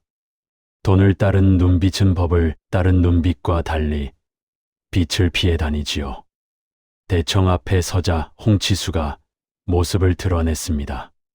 그의 옷자락은 깨끗했고 가세각은 단정했으며 손에는 붉은 인주가 묻어 있지 않았습니다. 늘 그렇습니다. 피를 묻히는 자는 아래에 있고 위에 있는 자는 손을 씻고 앉지요. 홍치수는 최영을 한번 보고 우진을 한번 보았습니다. 그리고 아무렇지 않게 웃음을 얹었지요. 이 새벽에 무슨 소란이요? 우진이 답했습니다. 소란은 가명이 만들고 나는 소란을 거두러 왔소. 홍치수가 눈을 가늘게 떴습니다. 거두러 왔다. 자네가 누구길래? 우진은 어사패를 꺼내지 않았습니다. 어사패는 마지막에 울려야 효과가 크니까요. 대신 목판을 들어 올렸습니다. 이 도장결이 누구의 손인지부터 물어야겠소. 목판이 햇빛을 받자 서리들이 숨을 삼켰고 포졸들 중 몇은 고개를 돌렸습니다. 홍치수의 웃음이 아주 잠깐 굳었습니다. 아주 잠깐. 그러나 그 잠깐이면 충분했지요. 우진은 그 흔들림을 놓치지 않았습니다. 저건 공문 목판일 뿐이요. 홍치수가 말끝을 다듬었습니다. 우진이 낮게 이어갔습니다. 공문 목판이 왜 가명 뒤편 서리방장 아래에 숨어 있었소? 홍치수가 눈을 한번 깜빡였습니다. 서리가 정리하다가 우진이 끊었습니다. 정리하다 숨겼다는 말이요. 대청 앞 공기가 확 달라졌지요. 말이 말꼬리를 물면 사람들은 본능적으로 어느 쪽이 궁색한지 알아차립니다. 그때 최영이 갑자기 입을 열었습니다. 목이 떨렸지만 말은 똑바로 튀어나왔지요. 저 목판 유수 결제 도장 찍을 때 씁니다. 홍치수가 고개를 확 돌렸습니다. 눈빛이 칼보다 빠르게 최영을 찔렀지요. 입 다물어라. 최영은 그 한마디에 더 겁을 먹었고 겁을 먹으면 사람은 말을 더합니다. 저는 시킨 대로 했습니다. 도장은 2번 찍었습니다. 하나는 유수, 결제, 하나는 가명. 포졸 하나가 최영의 팔을 거칠게 잡아당겼습니다. 그만. 도윤이 지붕 위에서 낮게 중얼거렸지요. 입이 풀렸습니다. 우진은 그 순간을 기다렸답니다. 우진이 사본 한 장을 펼쳐 들었습니다. 도장 자국이 햇빛에 검게 살아났고 도장결은 목판의 결과 맞아 떨어졌지요. 그는 서리들 쪽으로 사본을 조금 더 가까이 들이밀었습니다. 이 도장 자국 어제 새벽에 찍혔다. 먹이 마르기 전에 움직였다는 뜻이지. 홍치수가 웃음을 억지로 붙였습니다. 자네가 무슨 근거로? 우진이 말끝을 꺾었습니다. 근거는 종이가 말하고 종이는 손을 부른다. 이제 손을 부를 차례요. 그는 유만복을 앞으로 불렀습니다. 유만복은 다리가 풀린 듯 했지만 결국 한 발씩 나왔지요. 수많은 눈이 그의 목을 겨눴습니다. 우진은 유만복의 등 뒤에 서서 사람들의 시선이 그의 얼굴만 보게 했습니다. 손이 움직이는 장면을 숨기기 위해서였지요. 우진이 낮게 말했습니다. 내가 쓴 먹번짐 여기 있다. 유만복이 떨리는 목소리로 말했습니다. 예, 제 글씨입니다. 그리고 2줄 제가 베꼈습니다. 홍치수가 끼어들었습니다. 거짓말이다. 겁먹은 서리가 아무 말이나.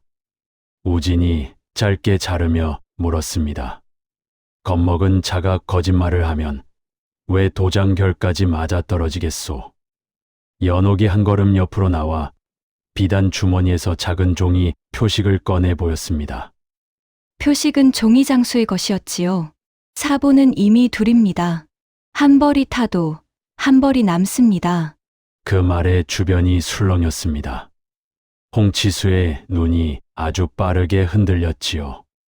불로 없앨 수 있는 증거가 아니라는 뜻이었으니까요. 홍치수는 그제야 목소리를 낮췄습니다. 낮추면 낮출수록 위협은 선명해집니다. 어사패를 내놓아라. 자네가 진짜인지부터 보자. 우진이 그 요구를 기다렸습니다. 요구는 곧 인정이니까요. 그는 천천히, 아주 천천히 어사패를 꺼냈습니다. 금빛이 새벽빛을 받아 반짝였고 그 순간 마당의 소리가 한번 죽었습니다. 우진이 어사패를 들고 외치지 않았습니다. 외침은 마지막 칼이지만 지금은 칼을 겨누는 자리였지요. 우진은 어사패를 들고 홍치수를 똑바로 보았습니다. 내가 누구인지 묻는 순간 자네는 이미 도망쳤소. 홍치수가 웃음을 잃었습니다. 무슨? 우진이 차갑게 이어갔습니다. 이 목판과 이 사본, 그리고 최영의 셋이 한 줄로 이어졌소. 이제 남은 건 자네 손뿐이요. 도윤이 지붕 위에서 몸을 일으켰습니다. 그리고 마당 끝 홍치수의 산에 둘이 빠져나가려는 길목을 막아섰지요. 도윤의 손은 칼자루 위에 얹혔고 칼은 뽑히지 않았습니다. 뽑지 않은 칼이 더 무섭다는 걸 저들도 알았답니다. 우진이 마지막으로 말했습니다. 대청 문을 닫아라. 오늘은 누구도 나가지 못한다. 포졸들이 서로를 바라보았습니다. 누구의 명령을 따를지 흔들리던 눈이 어사패 앞에서 정리되었지요. 포졸 하나가 대청 문을 닫기 시작했고 나무 문이 천천히 닫히며 소리가 울렸습니다. 그 소리는 종소리처럼 길게 퍼졌답니다. 가명의 심장이 문 하나로 잠긴 것이지요. 문이 닫히는 틈 홍치수는 최영을 다시 노려보았습니다. 그러나 이번엔 말이 나오지 않았습니다. 말이 나오면 더 망한다는 걸 그는 알았겠지요. 우진은 그 침묵을 놓치지 않았습니다. 침묵은 죄의 다른 이름이니까요. 새벽빛이 마당을 완전히 덮었을 때 우진은 어사패를 낮추지 않았습니다. 낮추는 순간 다시 흔들릴 테니까요. 나는 그때 알았답니다. 어사패가 울리는 자리는 소리가 아니라 순서로 만들어진다는 걸 말이지요. 종이, 도장, 손, 입. 그 순서가 맞아떨어진 날 홍치수의 세상은 끝을 향해 굴러가기 시작했답니다. 대청문이 닫히고 나무 빗장이 걸리자 가명 안의 공기가 한 번 더 굳었답니다. 밖의 새벽빛은 맑게 올라오는데 안쪽은 오히려 더 어두워졌지요. 사람은 갇히면 말이 많아지고 죄는 말이 많아질수록 모양이 드러납니다. 강우진은 어사패를 손에서 놓지 않았습니다. 놓는 순간 다시 흔들릴 터였고 흔들리면 포졸의 눈도 함께 흔들리니까요. 도윤은 마당 끝에서 퇴로를 막은 채 움직임을 읽었고 서려녹은 서리들의 손과 눈이 어디로 달리는지 살폈습니다. 유만복은 목이 쉬도록 침을 삼켰지요. 홍치수는 대청 앞에서 한 발도 물러서지 않았습니다. 그는 벽에 붙은 듯 서리들을 바라보았고 서리들은 그 시선을 피해 종이 더미 뒤로 숨었습니다. 홍치수의 얼굴은 굳었지만 손끝은 너무도 침착했답니다. 그 손끝이야말로 우진이 가장 경계하는 것이었지요. 칼은 보이면 피하지만 손은 보이지 않게 뒤집습니다. 홍치수가 낮게 말했습니다. 어사패를 내민다고 다 어사가 되는 건 아니지. 우진이 답했습니다. 어사패는 나를 증명한다. 도장결은 자네를 증명하지. 홍치수가 코웃음을 냈습니다. 도장결, 목판 하나로 사람을 죄인 만들 셈이냐. 우진은 목판을 높이 들지 않았습니다.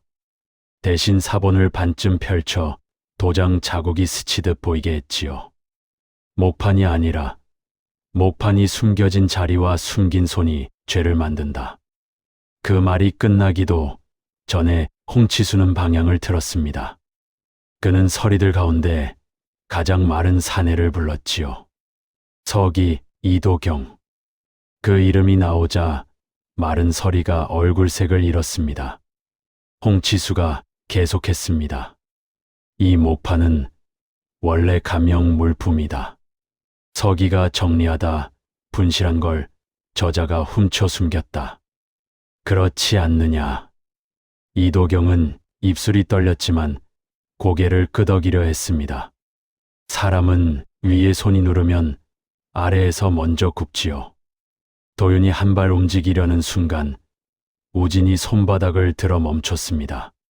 지금 칼로 막으면 저들은 더 큰 칼을 들고 올 것입니다. 우진은 말로 뒤집는 손을 순서로 되감는 손으로 잡아야 했지요. 우진이 서기에게 천천히 다가갔습니다. 이도경, 내가 정리하다 분실했다면 분실 장부가 있어야지. 이도경이 더듬었습니다. 그런 건. 우진이 끊었습니다. 없지. 홍치수가 바로 치고 들어왔습니다. 분실 장부 따위 없어도. 우진이 낮게 눌러 말했습니다. 가명엔 장부가 넘치는데 분실 장부만 없다는 말이오. 연옥이 서리들 뒤쪽을 바라보았습니다. 그 틈에서 누군가 조용히 빠져나가려 했지요. 인주통을 든 사내였습니다. 먹을 갈아 도장을 찍는 자는 흔적을 남기지 않으려 먼저 흔적을 치웁니다. 연옥이 도윤 쪽으로 손가락을 한번 꺾어 신호를 보냈습니다. 도윤은 칼을 뽑지 않고 몸만 옮겨 퇴로를 막았습니다. 인주통 든 사내가 멈칫하는 순간 그의 손이 떨렸고 떨린 손에서 인주 냄새가 확 퍼졌지요. 우진이 그 냄새를 놓치지 않았습니다. 인주통은 왜 도망치나? 사내가 더듬었습니다. 저는. 홍치수가 바로 덮었습니다. 쓸데없는 소란 만들지 마라. 인주는 공문에 쓰는 물건이다. 우진이 고개를 끄덕였습니다. 맞다. 공문에 쓰는 물건이지. 그럼 오늘 새벽 찍힌 도장에도 쓰였겠지. 우진은 유만복을 불렀습니다. 유만복이 한 걸음 나오자 대청 안의 시선이 다시 그에게 꽂혔지요. 우진은 유만복이 쓰러지지 않게 그의 앞을 살짝 가려 섰습니다. 내 먹번짐은 어디서 생기나. 유만복이 떨리는 목소리로 말했습니다. 붓끝을 급히 뗄 때 줄끝이 뭉개집니다. 우진이 사본을 펼쳐 보이며 말했습니다. 여기 뭉개진 끝이 있다. 오늘 새벽의 끝이다. 홍치수는 그제야 짜증을 감추지 못했습니다. 눈매가 날카로워지고 목소리가 낮아졌지요. 내 놈, 이 소리 하나 겁줘서 아무 말이나 시키는구나. 우진이 차갑게 받았습니다. 겁을 준 건 자네요. 나는 겁을 방향만 바꿨다. 그 말에 최영이 몸을 움찔했습니다. 방향이 바뀌면 칼끝도 바뀌니까요. 홍치수는 최영에게 시선을 꽂았습니다. 말 대신 눈으로 명령했지요. 입을 닫아라. 최영은 입술을 깨물고 고개를 숙였습니다. 그러나 이미 늦었습니다. 입이 닫히기 전 입은 흔적을 남깁니다. 우진은 최영을 정면으로 불렀습니다. 최영, 내가 찍은 도장은 2번이라 했지. 최영이 숨을 삼켰습니다. 홍치수가 끊어 말했습니다. 서리가 왜 내 질문에 답해야 하지? 우진이 어사패를 들어 올렸습니다. 내 질문은 법이다. 그 순간 포졸들의 눈이 다시 정리되었지요. 홍치수의 권위가 아니라 어사패의 권위로 최영의 목이 떨리며 말이 새어나왔습니다. 예, 2번입니다. 유수 결제, 감형 결제. 홍치수가 낮게 으르렁거렸습니다. 미친놈. 우진은 한 박자도 쉬지 않았습니다. 감형 결제는 누가 지시했나? 최영이 입술을 떨며 겨우 내뱉었습니다. 홍치수 영감 아닙니다. 저는 홍치수가 한 걸음 앞으로 나섰습니다. 그때 도윤이 몸으로 길목을 한 번 더 막았지요. 칼은 뽑히지 않았지만 막힌 길은 칼보다 단단했습니다. 연옥이 조용히 말했습니다. 대감, 발이 너무 빠르면 손이 드러나요. 홍치수가 연옥을 노려보았습니다. 기생이 감명 일의 혀를 얻나. 우진이 낮게 끊었습니다. 연옥은 오늘 밤부터 내 증인이다. 대청 안에서 숨죽인 서리들이 웅성였습니다. 누군가는 홍치수의 눈치를 보고, 누군가는 어사패를 보고, 누군가는 목판을 보았지요. 그 틈에서 아까 인주통을 들고 도망치려던 사내가 마침내 무너졌습니다. 그는 무릎을 꿇듯 주저앉아 중얼거렸지요. 저는 시키는 대로 오늘 새벽에도 찍었습니다. 홍치수가 그를 향해 손을 뻗었습니다. 손은 위협이었고 손끝은 입을 막는 칼이었습니다. 우진이 즉시 말했습니다. 그 손 멈춰라. 포졸 하나가 홍치수 앞을 막아섰습니다. 처음으로 가명의 칼이 홍치수의 길을 가로막은 순간이었지요. 홍치수의 얼굴에서 피가 빠졌습니다. 손이 막히면 입이 무너지기 시작합니다. 그는 마지막으로 명분을 찾으려 했습니다. 이것은 고을 살림을 위한 조치였다. 공사비를. 우진이 말을 끊었습니다. 살림이면 장부에 남는다. 숨기면 도둑이다. 그리고 목판을 들어 빛에 비추었습니다. 이 결은 숨겼고 이 결은 지켰다. 숨긴 자가 죄다. 밖에서 다시 구령이 들렸습니다. 대청 봉쇄를 들은 이들이 몰려오는 소리였지요. 우진은 그 소리를 기다렸습니다. 증거는 안에서만 굴리면 깨지지만 밖에서 받쳐주면 멈춥니다. 그는 포졸들에게 낮게 명했습니다. 이도경과 인주통 그리고 최영을 따로 세워라. 서로 보지 못하게 하라. 포졸들이 움직였고 사람들은 갈라졌습니다. 갈라지면 거짓말도 갈라지지요. 홍치수는 그 갈라짐을 보며 처음으로 숨을 크게 내쉬었습니다. 숨이 크면 마음이 무너졌다는 뜻입니다. 우진은 마지막으로 홍치수를 똑바로 보았습니다. 오늘은 손을 묶는 날이다. 내일은 목을 묶는 날이지. 그 말이 떨어지자 대청 안의 공기가 다시 굳었습니다. 홍치수는 웃음을 붙이지 못했고 그 침묵이야말로 가장 큰 자백처럼 울렸답니다. 대청 안의 사람들을 갈라 세우자 공기는 더 차가워졌답니다. 서로 보지 못하게 되면 거짓말은 서로를 맞추지 못하지요. 우진은 어사패를 든 손을 내리지 않은 채 포졸들의 시선을 한 줄로 묶었습니다. 포졸들은 칼을 뽑지 않았으나 칼집을 쥔 손이 더 이상 흔들리지도 않았습니다. 그 흔들림이 멈춘 순간 홍치수의 권위는 이미 반쯤 무너졌지요. 유만복은 한쪽 기둥 옆에 세워졌고 최영은 다른 쪽 기둥 아래에 섰습니다.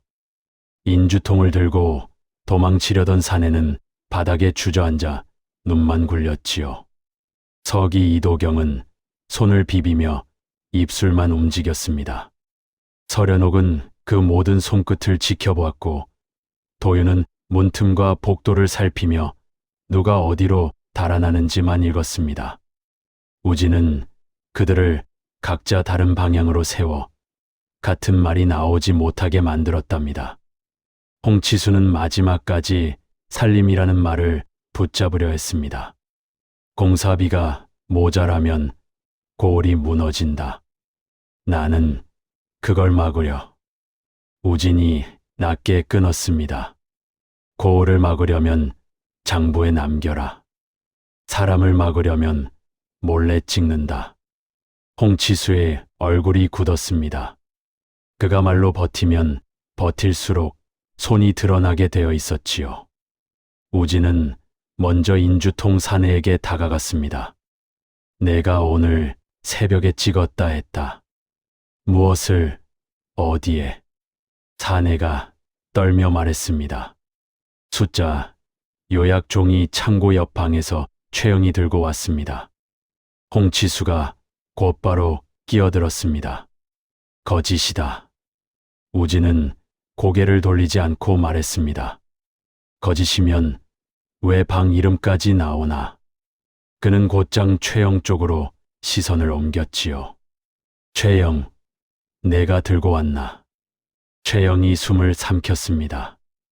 예, 제가 들고 왔습니다. 홍치수가 낮게 으르렁거렸습니다.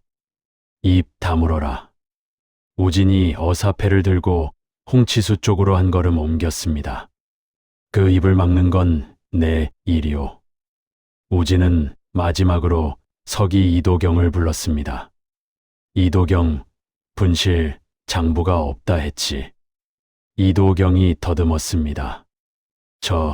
저는 규정이. 우진이 끊었습니다. 규정이면 장부가 더 있어야 한다. 그런데 없다. 그럼 누가 없앴나? 이도경의 눈이 홍치수 쪽으로 아주 잠깐 움직였지요. 그 한 번의 눈길이 가장 큰 대답이었습니다. 연옥이 낮게 말했습니다. 날이, 저 사람들 같은 말이 나오고 있어요. 우진이 고개를 끄덕였습니다. 같은 말이 나오는 건 같은 손이 닿았다는 뜻이지. 우진은 품에서 목판을 꺼내 들었습니다. 그리고 사본 한 장을 펼쳐 도장 자국을 빛에 비추었지요. 도장 결이 맞아떨어지는 순간 서리들의 숨이 다시 한번 멈췄습니다. 목판의 결은 오래된 것이고 사본의 결은 새 것이었습니다. 오래된 틀이 새 종이를 더럽혔다는 뜻이지요. 홍치수는 그제야 다른 길을 찾았습니다. 좋다. 내 손이 닿았다 치자. 하지만 그게 죄냐? 고을을 살리려. 우진이 단호히 끊었습니다. 고을을 살린다며 왜 사람 이름 옆에 징발을 찍었나? 홍치수의 목이 잠깐 막혔습니다. 막힌 목은 곧 매듭이 됩니다. 우진은 도윤에게 눈짓했습니다. 도윤이 문 밖을 향해 짧게 손을 흔들자 대청박 복도에서 포졸 2명이 더 들어왔습니다. 그들의 손에는 작은 자루가 들려 있었지요. 자루에서 인주 냄새와 함께 젖은 종이 냄새가 올라왔습니다. 도윤이 낮게 말했습니다.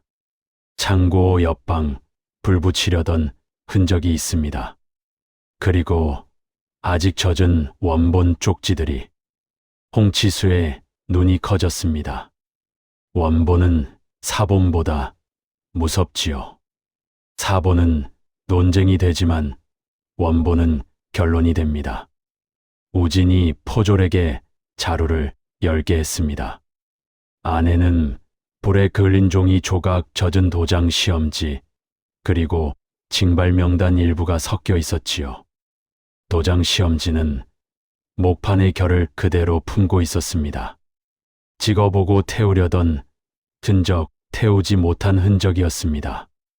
우진이 낮게 말했습니다. 불은 증거를 지우려다 손을 남긴다. 최영이 무너져 내리듯 말했습니다. 저는 시킨 대로 찍었을 뿐입니다.